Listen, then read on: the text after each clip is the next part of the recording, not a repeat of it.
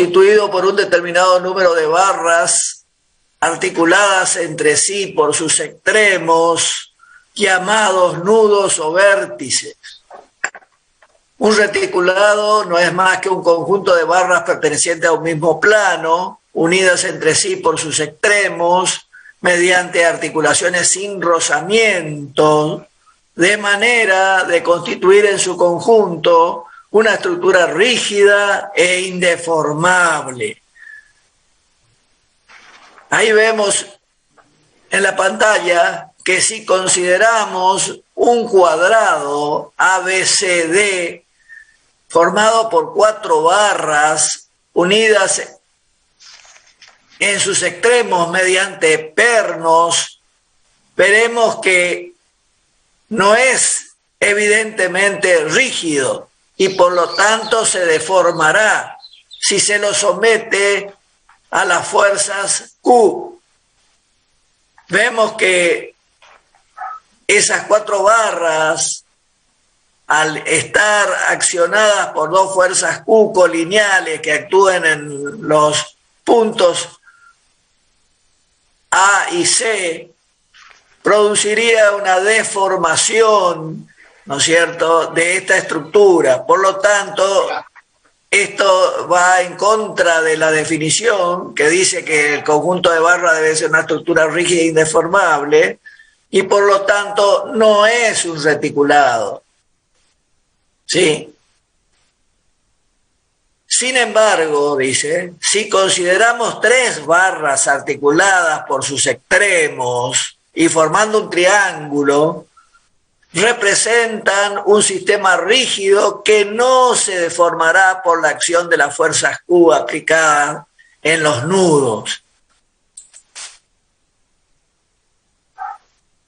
Y ahí tenemos el gráfico de este triángulo y vemos que si aplicamos una sola fuerza Q, 2 o las 3, esta estructura se mantiene indeformable. Por lo tanto, este triángulo básico es un reticulado. Cumple con las condiciones que le hemos impuesto a los sistemas reticulados planos. Si nosotros queremos hacer un reticulado de mayor cantidad de número de barras, lo que tenemos que hacer es agregar 2 barras que partan de 2 nudos y se unen entre sí. O sea, sacamos 2 barras de cada nudo y lo unimos y eso nos va formando lo que se denomina el reticulado simple. ¿Hay alguna pregunta que me quieran hacer de reticulados? Porque escuché que alguien hablaba. Bueno, si no hay preguntas, sigo. Todo reticulado tiene que cumplir con la siguiente condición entre barras y nudo. Que B, que es el número de barras, tiene que ser igual a N, a 2 veces el número de nudos menos 3. Si analizamos el reticulado simple que tenemos más arriba, contamos la cantidad de barras, vamos a ver 1, 2, 3, 4, 5, 6, 7, 8, 9. 9 barras. Y nudos 1, 2, 3, 4, 5. ¿No es cierto? Nudo 5. Entonces tenemos que 2 por 5, 10. Menos 3, 7. ¿Por qué conté 9 barras? 1, 2, 3, 4, 5, 6, 7, 8, 9 barras. ¿Eso es un reticulado? ¿Cumple con la condición de barras y nudos? Tenemos barras 9. Profe, nosotros no se mueve su pantalla. ¿Usted está moviendo algo, el cursor? No, ahora lo tengo fijo a la pantalla. Ah, bueno. ¿No cumple? No cumple con la condición de barras y nudo, ¿sí? Pero vamos a ver uno más acá abajo, a ver.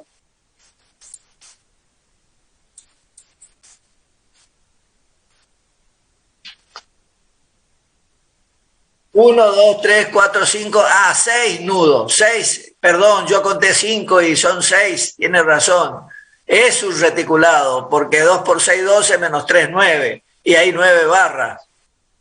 Sí, disculpen. Estaba viendo mal.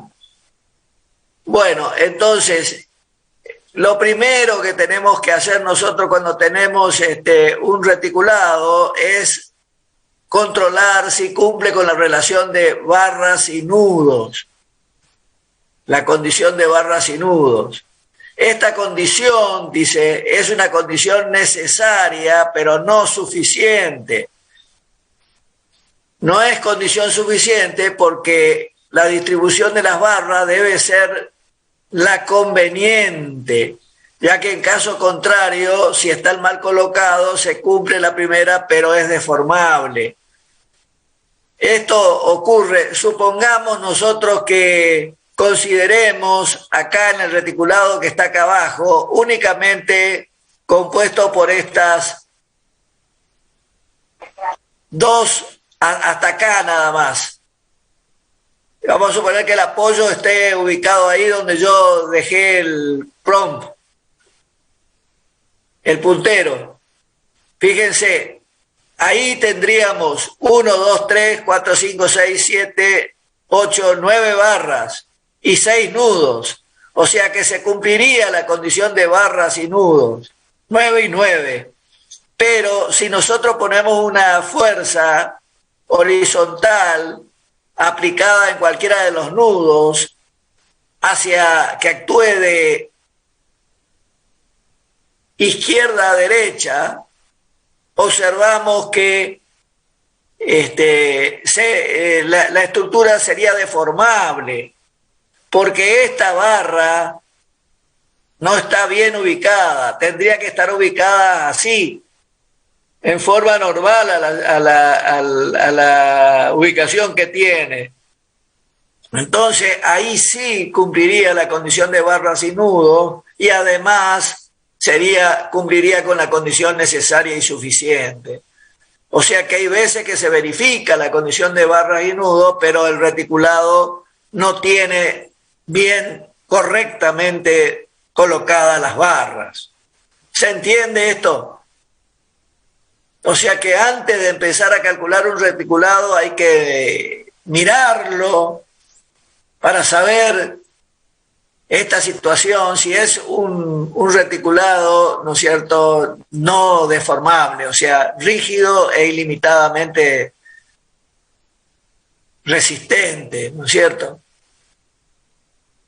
Como decía la definición que vimos más arriba, ¿no es cierto?, que un reticulado tiene que ser indeformable, sí, una estructura rígida o indeformable. Bueno, vamos a ver ahora los tipos de reticulados. Hay algunos reticulados que son reticulados de uso corriente, o sea, son los más utilizados, que son los siguientes. El llamado tipo Pratt, que es este reticulado que está acá.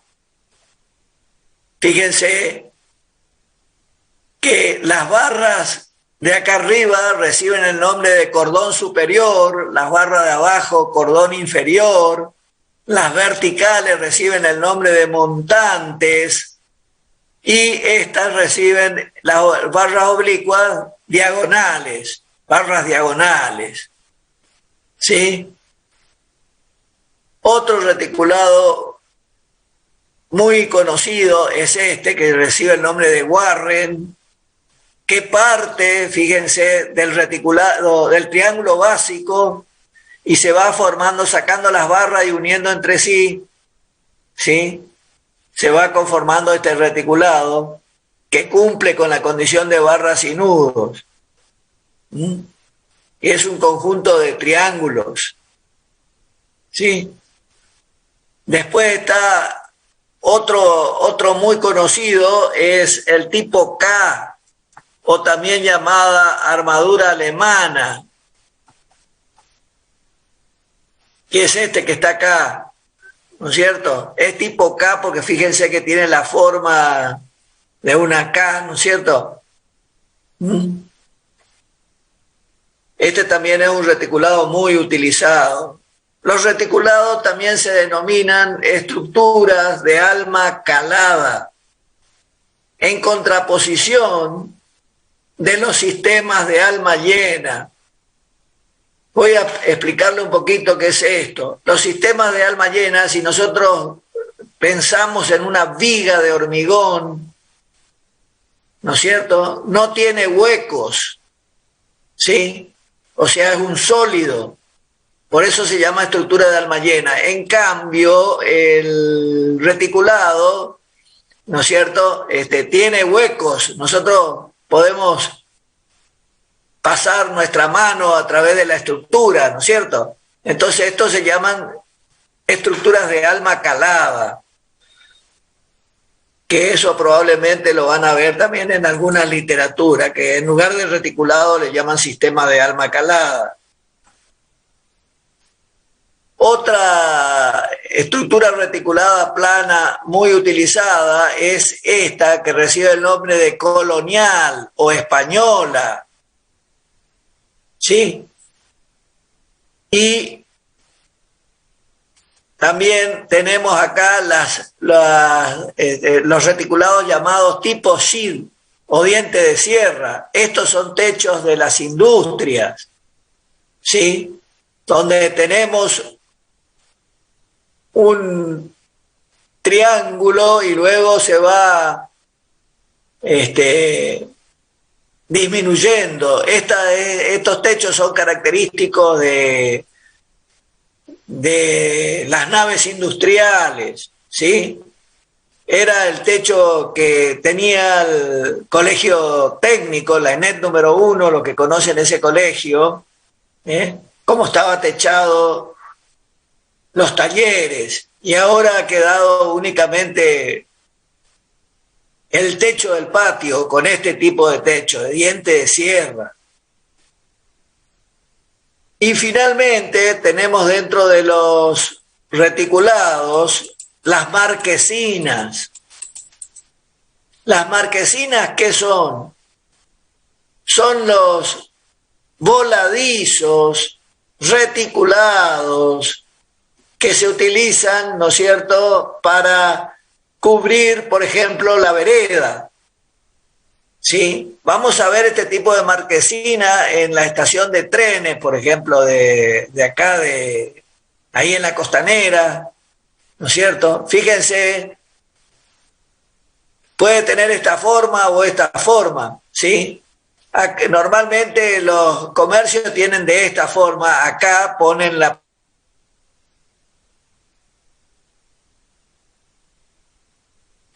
¿Sí? Estas marquesinas reticuladas son muy interesantes. Ya vamos a ver que los reticulados tienen una gran ventaja porque tienen mucha resistencia y bajo peso propio. ¿Qué quiere decir esto? Que yo puedo cubrir distancias bastante interesantes, ¿sí?, con bajo peso propio, ¿sí? Si yo tuviese que hacer un voladizo con una viga que sobresalga 3 o 4 metros, necesitaría tener una sección realmente interesante. En cambio, con los reticulados es mucho más sencillo. ¿Se entiende esto? La ventaja de las estructuras reticuladas respecto de las de alma llena, ¿no es cierto? Sirven para cubrir grandes luces con bajo peso propio. Por eso es que se la utiliza fundamentalmente para talleres o industrias. Vamos a ver un poquito las cargas que actúan sobre los reticulados. Los reticulados se utilizan por esa característica que recién hablé, alta resistencia, con bajo peso propio, fundamentalmente para puentes y para naves industriales. En el caso de puentes, sabemos que sobre este tipo de estructura actúan dos tipos de carga, que son A, el peso propio de la estructura, y B, las sobrecargas o cargas útiles. El peso propio se calcula separadamente con los elementos constructivos de las estructuras. La acción de la sobrecarga sobre las barras es un sistema muy complejo, ya que debe buscarse el estado de carga que da la máxima tensión en cada una de las piezas del reticulado en estudio, para lo cual debe aplicarse un concepto llamado de línea de influencia. Este tema, línea de influencia, ustedes lo van a estudiar en Análisis Estructural 1. Dentro de las cargas útiles existen cargas verticales, como ser las cargas rodantes, y cargas horizontales, como ser las producidas por la acción del viento sobre la estructura y las acciones originadas por el frenado de los móviles. Esas son las fuerzas que actúan sobre puentes. Las cargas que actúan sobre techo, o sea, naves industriales. Sobre este tipo de estructura actúan dos tipos de carga. A, las cargas permanentes debido al peso propio, y B, las sobrecargas. Las cargas permanentes debidas al peso propio tienen un valor que depende del tipo de cubierta a emplearse, de la pendiente que se le dé y del material con que se construya la armadura. Dentro de la sobrecarga, además de las especificadas en las reglamentaciones, se debe considerar, para el caso de techos, ¿no es cierto?, el efecto del viento a partir de la velocidad máxima probable de cada región, y también se debe tener en cuenta las acciones de nieve y hielo, especialmente aquellas estructuras ubicadas en zonas frías, ¿sí? Bueno, esto sería las generalidades respecto de el tema reticulados, una especie de introducción para familiarizarnos con este tipo de estructuras. Bueno, Mario, no sé si querés tomar la asistencia, porque son las 8:30. ¿Estás, Mario? Bueno, parece que se retiró un ratito. Vamos a continuar entonces con el cálculo de los sistemas reticulados planos. Sí, está conectado, profe. Capaz que no le escuchó, ¿no? Mario, ¿vas a tomar la asistencia? Son las 8:30. Hola, No, Mario. ingeniero. No está Mario, está Martín. No, sí, también está Mario, José. Capaz que se fue nomás el profe y dejó conectado. Ah, sí, entonces en cualquier momento va a volver. Profe, yo le quería preguntar, ¿se puede Pregúntese. decir de vuelta más o menos lo de nudos? Porque no me quedó claro. ¿Cómo no entendí la pregunta? Si podría explicar de vuelta, cuando empezó a hablar de los reticulados, habló de nudos. Sí, nudos y Sí. barras. El nudo es el lugar de confluencia de varias barras. Por ejemplo, este es un nudo. ¿Sería donde se unen? Eso, donde se unen las barras, eso es el nudo. Ah, bueno, gracias, Acá profe. tiene otro nudo. ¿Sí? ¿Se entiende lo que es nudo? Estos son los nudos. Vamos a estudiar este reticulado, por ejemplo, que está acá. ¿Cuántos nudos hay? 1, 2, 3, 4, 5, 6, 7. 7 nudos. Veamos cuántas barras. 1, 2, 3, 4, 5, 6, 7, 8, 9, 10, 11. Entonces tenemos 11 barras, ¿no es cierto? 1, 2, 3, 4, 5, 6, 7, 8, 9, 10, 11 barras. Barras 11 y nudos 7, dijimos. 2 por 7, 14, menos 3, 11. Significa que esta estructura reticulada simple es un reticulado. Cumple con la condición de barras y nudos. ¿Entiende, señorita? Sí, sí, profe, ahora sí. Bueno. Gracias. No, por favor. Vamos con la hipótesis de cálculo de los sistemas reticulados planos. Para el cálculo de sistemas reticulados planos vamos a aceptar unas ciertas hipótesis que permiten que el desarrollo del cálculo del reticulado sea más sencillo y práctico y cómodo. ¿Cuáles son esas hipótesis que vamos a aceptar? Los esfuerzos, la primera es que los esfuerzos de las barras son de tracción o de compresión únicamente. O sea, aceptamos que las barras trabajan solo a tracción o compresión. Segundo, los ejes de todas las barras pertenecen a un mismo plano llamado plano medio del reticulado. Tercero, las barras se unen entre sí por sus extremos mediante uniones sin rozamiento. Y cuarto, las fuerzas exteriores actúan solamente en los nudos del reticulado y pertenecen al plano medio de los reticulados. Ahora cabría aceptar cada una de estas hipótesis, que nosotros las vamos a tomar como válidas si son rigurosamente ciertas.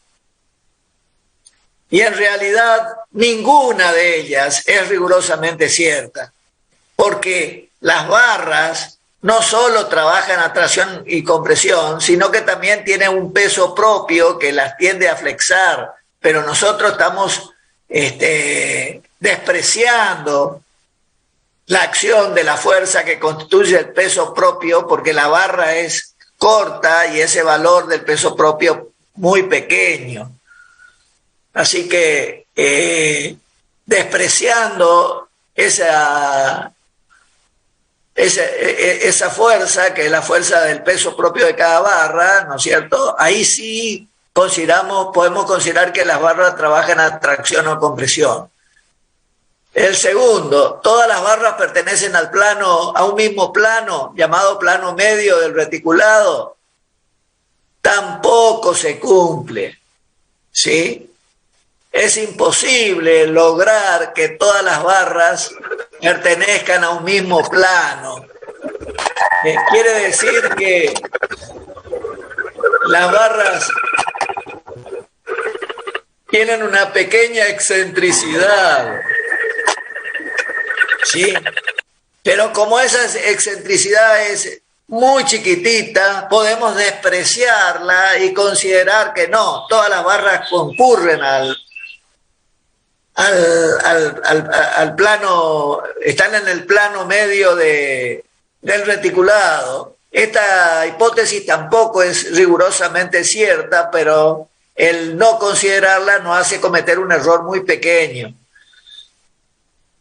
La tercera hipótesis tampoco se cumple. Las barras se unen entre sí por sus extremos mediante uniones sin rozamiento. Mentira. Cuando estudiamos rozamiento dijimos que siempre que dos superficies estén en contacto se desarrolla el rozamiento. Lo que pasa que si consideramos rozamiento en cada uno de los nudos del reticulado, complejizamos mucho el cálculo, ¿no es cierto?, ya que tendríamos que hacer un cálculo de rozamiento en cada nudo. Entonces, lo mejor que hay es, para que el cálculo resulte más sencillo, es despreciarlo. Y la cuarta hipótesis, que dice que las fuerzas exteriores actúan solamente en los nudos del reticulado y pertenecen al plano medio de los reticulados, sería la hipótesis que más se acerca a la realidad, porque las cargas, el lugar donde actúa, las aplicamos nosotros, ¿sí? Entonces podemos hacer que esas fuerzas actúen más o menos cumpliendo con este concepto de que pertenezcan al plano medio del reticulado, pero también, ¿no es cierto?, no es de un cumplimiento muy riguroso. Entonces ustedes dirán, si no le escucho.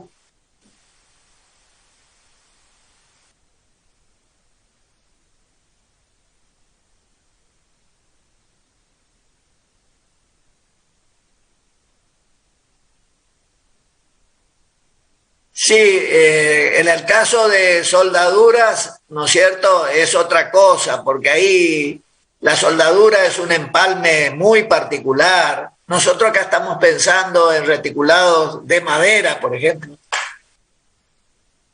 ¿Sí? Además, cuando le imponemos las condiciones, tiene que ser para todas las estructuras, del material que sea. ¿Se entiende? En el caso de las estructuras metálicas se acercan más al cumplimiento de esta hipótesis. ¿Sí? Ahí se cumple más.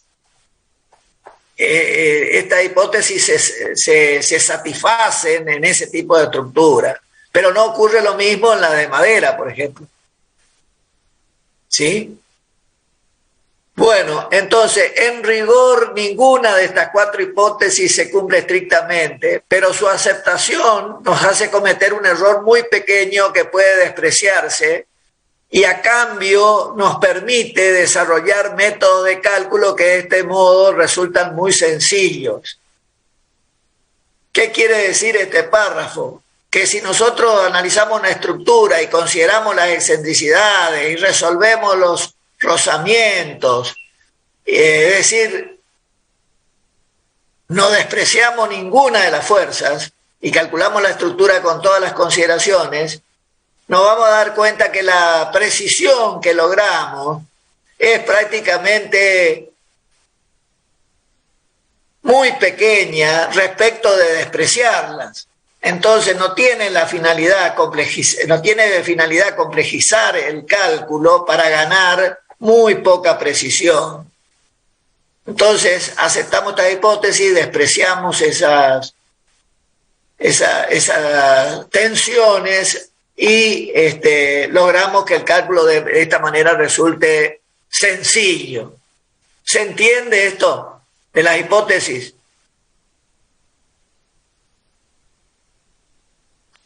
¿Me quieren preguntar algo? Sí, ingeniero, se entiende. Bueno, no sé si está Mario Urbieta conectado ahora. ¿No volvió? No lo veo yo. Bueno, entonces pasamos al primer método. Vamos a estudiar al primer método, llamado método de Cremona. Nosotros la llamamos método de Cremona, pero los ingleses, porque le adjudicamos a Cremona como autor de estas hipótesis, pero los ingleses le llaman método de Maxwell. ¿Sí? Ellos le dan a otra persona, ¿no es cierto? Pero el método no varía, es el mismo. Llamémosle de Cremona o de Maxwell, el método es el mismo. Nosotros le vamos a llamar método de Cremona. Le vamos a adjudicar este método a este ingeniero científico italiano. Bueno, el método de Cremona, o también llamado método de los nudos, efectúa el estudio de las barras considerando a cada nudo separadamente. El método de Cremona es un método gráfico. Lo primero que tenemos que hacer al aplicar este método es individualizar a cada barra y posteriormente se debe observar básicamente los siguientes puntos. Y nos da una receta que tenemos que aplicar. Si nosotros vamos a aplicar el método de Cremona a este reticulado que está acá abajo, llamado tipo Pratt, dice que lo primero que tenemos que hacer es individualizar las barras. Para individualizar las barras hay varios criterios. Uno de los criterios es darle letra a cada nudo. Por ejemplo, A, C, E, D, F, G, H, I, J, B. ¿Qué hice? Le di una letra a cada nudo. Entonces yo puedo individualizar las barras teniendo en cuenta esas letras. Por ejemplo, si hablo de esta barra, digo que esta es la barra JI. Esta es la barra AC. ¿Sí? O sea que esa es una forma otra forma es darle números romanos. Y la forma que vamos a utilizar nosotros, la tercera forma, que es la más sencilla, es darle números arábigos. Entonces, a esta le vamos a llamar barra 1, barra 2, barra 3, barra 4, barra 5, barra 6, barra 7, barra 8, barra 9, barra 10, 11, 12, 13, 14, 15, 16 y 17. Este reticulado tiene 17 barras. Lo primero que tenemos que hacer es controlar que sea un reticulado simple, que se cumpla B igual a 2n menos 3. Entonces tenemos, ¿cuántos nudos? 1, 2, 3, 4, 5, 6, 7, 8, 9, 10. Entonces, barra es 17. Es igual a 2 por 10 menos 3. 20 menos 3, 17. 17 igual a 17. Es un reticulado simple. ¿Se entiende lo que hice? El punto 1, individualicé las barras, y segundo, controlé que se cumpla la relación de barras y nudos. Y me fijo que las barras estén bien distribuidas. Este reticulado es rígido o indeformable. ¿Estamos? Ahora, ¿qué hacemos? Vamos a, una vez que individualizamos las barras y que controlamos todo, empezamos el cálculo. El cálculo comienza con el punto 1. Se deben calcular las reacciones de los vínculos externos, o sea, las reacciones en RA y en RB.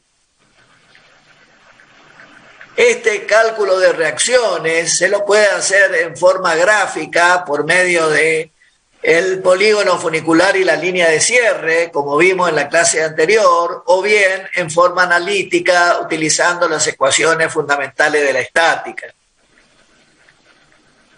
¿Sí? Lo pueden hacer en forma gráfica o lo pueden hacer en forma analítica. Como el cálculo de reacciones, ustedes ya lo saben, están trabajando en esto. Este punto 1 lo sabrían hacer. Después vamos a profundizarlo más adelante, el cálculo de reacciones. Entonces, el punto 1, calcular las reacciones. El punto 2 dice construir un polígono de cargas exteriores, incluyendo las cargas activas y reactivas, pero colocando los vectores de las fuerzas en un cierto orden, en lo posible en el mismo orden en que se las encuentra si recorremos la estructura en un determinado sentido cíclico. Fíjense, yo acá marqué el sentido en que voy a recorrer la estructura, o sea, voy a pegar la vuelta así, y eso me va a ir a encontrar. ¿Con qué fuerza me voy a encontrar yo en primer lugar? Con RA. En segundo lugar me voy a encontrar con P1, en tercer lugar con P sub 2, en tercer lugar con P sub 3 y por último con RB. Si las reacciones están bien calculadas, este sistema de fuerza tiene que darme un polígono de fuerza cerrado. Alicia, ¿no tenés algún? ¿Sí? Por razones de didáctica, vamos a suponer que P1, P2 y P3 son iguales. O sea que tenemos un reticulado con cargas simétricas. Por lo tanto, las reacciones en RA va a ser 3 medios de P y en B 3 medios de P. ¿Está bien? O sea, esto que vale 3 se tiene que repartir en 2, por eso es 3 medios de P. Las reacciones en A y en B. ¿Se entiende esto? Este polígono lo hemos hecho acá, fíjense. Nos hemos encontrado entonces con la fuerza RA, después pusimos P1, P2, P3 y cerramos con RB. Yo le puse, en realidad esto tendría que estar sobre la misma línea, pero para que se entienda lo desfasé un poquito. Bueno, entonces hemos construido el polígono de fuerzas con las cargas activas y reactivas, que nos pedía el punto 2. Ahora pasamos a ver qué dice el punto 3. Se comienza por el análisis de un nudo en el cual no haya más de 2 incógnitas, pero el polígono de fuerza cerrado correspondiente tendrá que tener los vectores representativos de las fuerzas en el mismo orden en que se las encuentra si recorremos el nudo en el sentido cíclico establecido anteriormente. ¿Qué significa esto? Que nosotros, dice, tenemos que empezar el cálculo de las barras en donde no haya más de 2 incógnitas. Acá eso sucede en 2 nudos únicamente. En el nudo A, donde concurren las barras 1 y 2, y en el nudo B, donde concurren las barras 16 y 17. Por razones prácticas, siempre los reticulados se calculan las barras en lo posible de izquierda a derecha. Así que lo lógico es que nosotros empecemos el cálculo por el nudo A. Pero no hay ningún problema de empezarlo por el B, sino que por razones prácticas siempre conviene ir avanzando de izquierda a derecha, o sea, determinar primero la barra 1, la barra 2, la barra 3 y así sucesivamente, ¿no es cierto? Y nos dice el punto 3 que una vez que seleccionamos el nudo con el cual vamos a empezar, tenemos que recorrer el nudo en el mismo sentido que el que fijamos anteriormente. Si el sentido anterior era este, antihorario, en el nudo también tenemos que recorrer antihorario, en todos los nudos antihorarios. Un error común es que el alumno recurre a algunos nudos en antihorario, por ejemplo, y otros en sentido contrario, y ahí vamos a cometer un error y no se nos va a cerrar el diagrama. Bueno, vamos a ver cómo hacemos esto. Vamos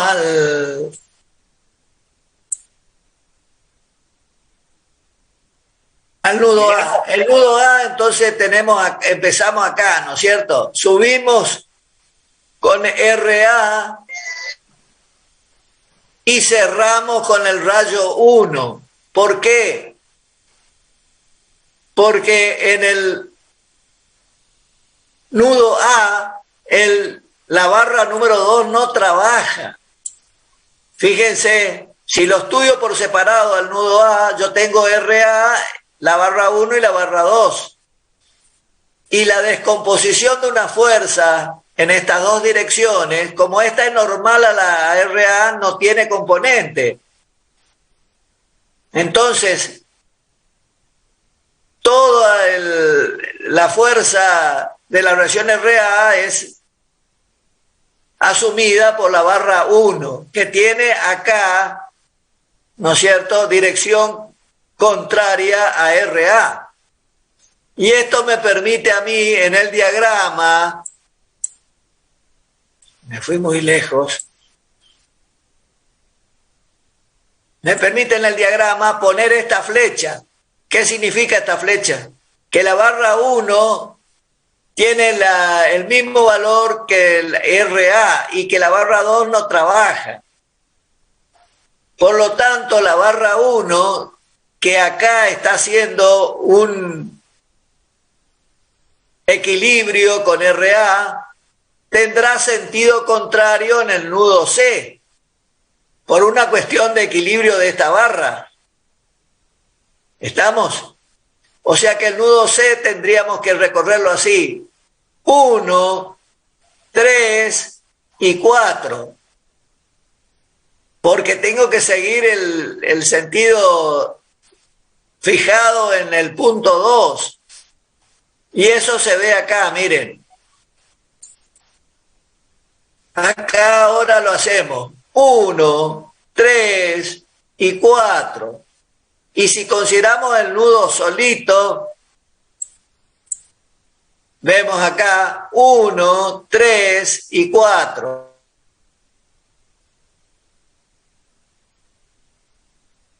El método de Cremona exige que todos los polígonos de fuerzas queden en el mismo gráfico.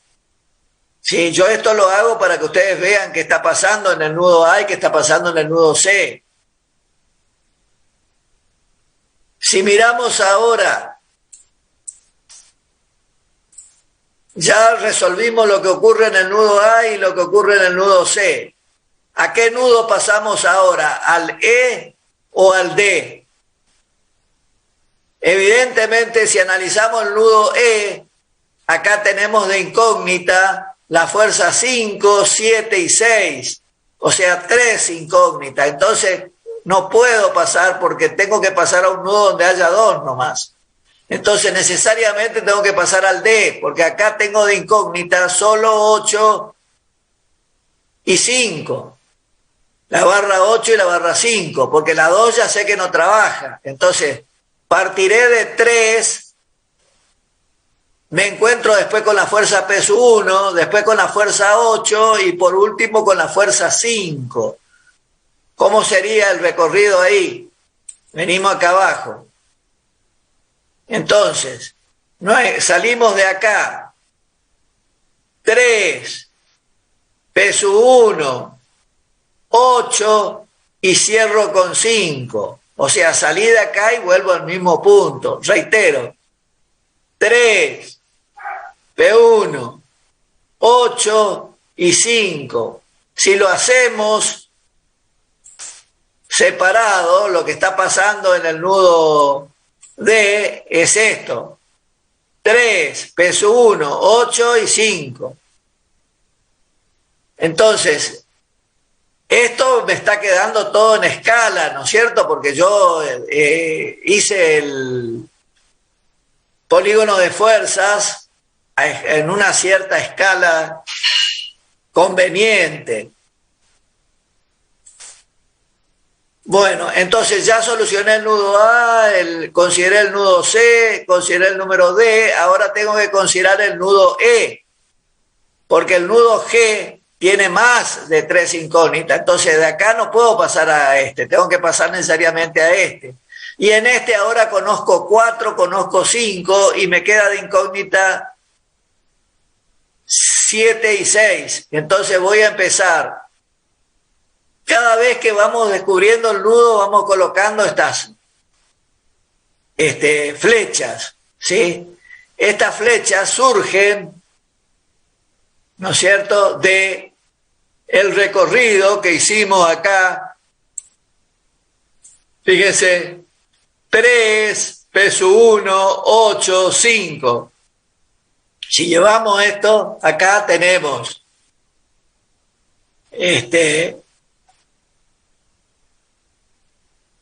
3, que iba para arriba, P1 que va para abajo, 8 que va para allá, por eso tiene este signo para allá, y 5 que viene para abajo. Esto me permite a mí colocar los sentidos contrarios en los extremos por razón de equilibrio de barra. Fíjense que si la barra viene para acá en este nudo va para allá. Eso se llama las acciones de equilibrio en la barra. Bueno, entonces ya estudiamos el nudo A, el C, el E, el D. ¿A dónde vamos ahora? ¿Al E o al G? Tenemos que ir, obviamente, al F o al G. Tenemos que ir al nudo F, porque acá tenemos esta 6 ya es conocida, entonces nos quedan 9 y 10. Y acá vemos que 6 tiene que descomponerse en la dirección de 10 y en la dirección de 9, pero 9 es normal a 6, entonces quiere decir que no tiene componente, y 9 no trabaja. Y en este caso 10 tiene que ser igual a 6, para que haya equilibrio de nudo acá, ¿no es cierto? Eso es lo que vemos en el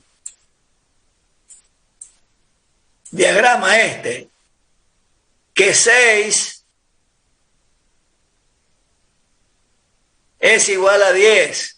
¿Cómo dice ahí? 6 igual a 10. ¿Sí? ¿Y cómo surgió 6? 6 surgió del nudo E, que era 4, 5, 7 y 6. ¿Sí? Fíjense el nudo, lo vamos a recorrer acá abajo, 4, 5, 7 y 6. Vamos acá abajo. 4, 5, 7 y 6. Si lo analizamos al nudo por separado, tenemos esto acá. 4, 5, 7 y 6. O sea, volvemos al origen. Salimos de acá, reitero, 4, 5, 7 y 6. Este es el nudo E. Todos estos polígonos de fuerza están acá. Bueno, y así tenemos que seguir analizando. Ya analizamos el nudo A, C, D, E, F. Ahora sí podemos hacerlo el G, porque sabemos que el 9 no trabaja, 7 conocemos, 8 conocemos, P2, y acá la única incógnita que me queda es 12 y 11. Entonces, ¿cómo vamos a hacer? 7, 8, P2, 12 y 11. Vamos al nudo G entonces. Acá abajo. 7, que es esta barra, 8, P2, 12 y 11. Si lo hacemos en forma separada, tenemos que el nudo G es 8, 8, P2, 12 y 11. Y este es el nudo F.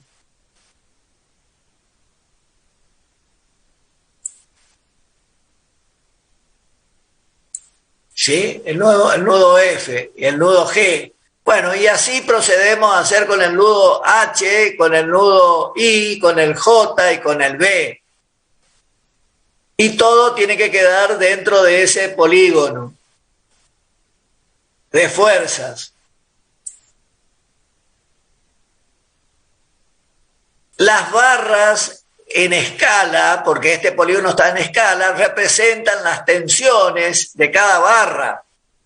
Si yo tomo, por ejemplo, esta longitud de 3 y la multiplico por la escala, tengo la tensión de la barra 3. ¿Sí? Si yo tomo esta distancia 12 de acá hasta acá y la multiplico por la escala, tengo la la tensión de la barra 12. Entonces seguimos leyendo la receta. Ya hicimos el punto 1, las reacciones, el polígono punto 2, hicimos el polígono de barras 3 y ahora dice el punto 4 también ya aplicamos, se pasa a analizar otro nudo en el cual no haya más de 2 incógnitas siguiendo las normas establecidas anteriormente. Todo esto ya hemos hecho. Lo único que nos falta es interpretar qué significa esta flecha que están acá. Y ahí dice el punto 5, cabe destacarse que las fuerzas indicadas en las barras son las acciones de barra sobre nudo. O sea, ¿qué es lo que está haciendo la barra? Pero a nosotros nos interesa no barra sobre nudo, sino nudo sobre barra. Entonces lo que tenemos que poner es el efecto contrario. Por ejemplo, la barra 1 se está traccionando. Eso es lo que está haciendo la barra 1. Pero ¿por qué se está traccionando la barra 1? Porque en la realidad se está comprimiendo. ¿Sí?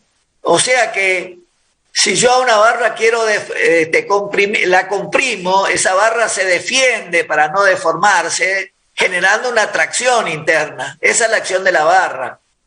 La acción del nudo es compresión. Entonces, todo lo que acá figura como que se está traccionando, en realidad se está comprimiendo. Por ejemplo, la barra 1 se está comprimiendo, la barra 5, la barra 13, la barra 17, la barra 4, 6, 10, 14. Y las que, como la barra 3, parece que se están... Fíjense, la barra 3 parece que se está comprimiendo. En realidad se está traccionando. La 3, la 7, la 11, la 15, las diagonales, ¿no es cierto? La 8 y la 12, que son el cordón inferior. Esas se están traccionando. Entonces, nosotros lo que hacemos es un cuadrito en donde ponemos barra y esfuerzo, tracción y compresión.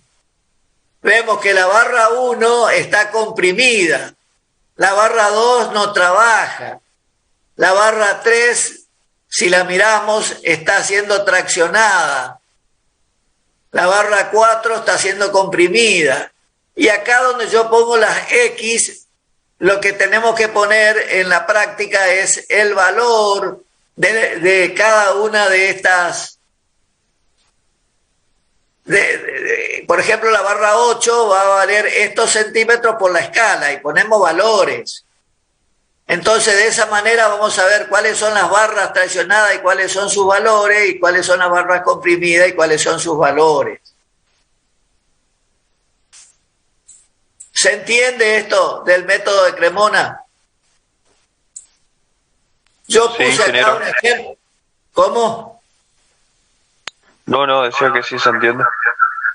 Fíjense, yo acá puse un ejemplo práctico para explicarles, muy sencillito, muy elemental, pero que si tenemos este reticulado tipo Warren, ¿qué tenemos que hacer para resolver? Bueno, primero controlar la relación de barras y nudos. Vemos que tenemos 11 barras y 1, 2, 3, 4, 5, 6, 7. 2 por 7, 14, menos 3, 11. Cumple la relación de barra y nudo. Luego tenemos que individualizar las barras y dijimos que lo íbamos a hacer con numeración arábica. 1, 2, 3, 4, 5, 6, 7, 8, 9, 10, 11. A cada barra le damos un número. Luego tengo cargas simétricas, 3 kilonewton y 3 kilonewton, por lo tanto las reacciones en A y en B van a ser 3 kilonewton y 3 kilonewton, ¿no es cierto? Si elegimos, paso al punto, ya calculé las reacciones que era el punto 2, ahora paso al punto 1, paso al punto 2 que es el polígono de fuerza.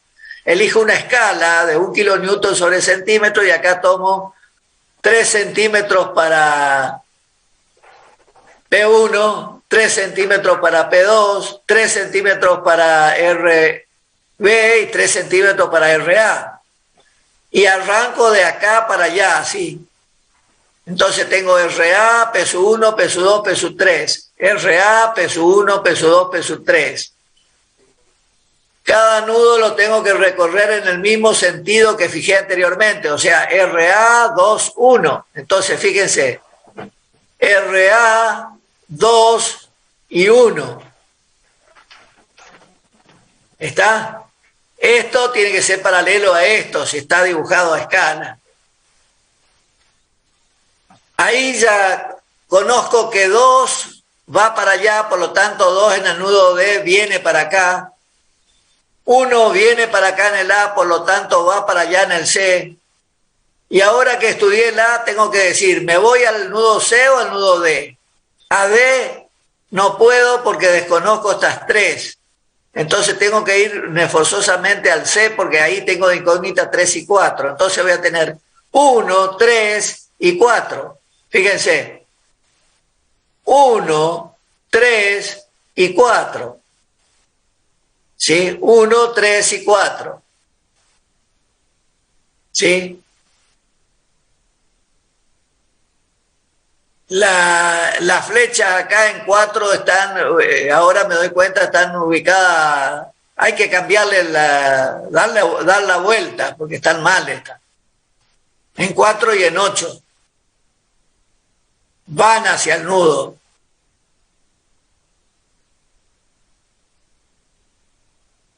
Así que acá hay un error que hay que corregir.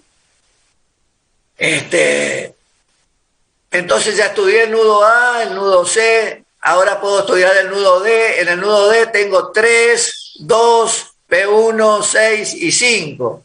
Entonces, arranco acá. 3, 2, P1 y 6. Y ahí me encuentro que 5 no trabaja. Si 5 no trabaja, ahora tengo que analizar el nudo E, 4, 7 y 8. Y me voy a dar cuenta que 5 y 7 no trabaja. Y que 4 es igual a 8. Por una cuestión de equilibrio.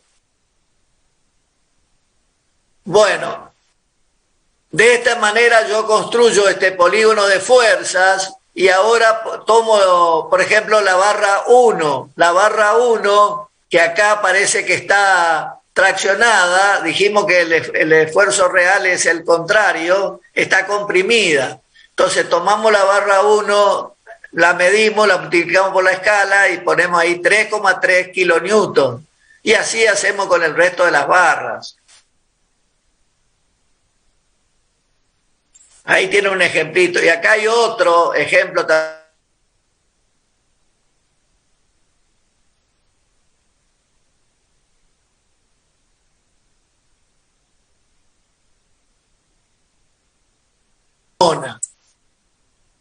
Bueno, Mario, ¿querés tomar la asistencia, por favor? Así te No, porque sí, tengo problemita con internet. Acosta Marcelo. Ausente. Amarilla Ley.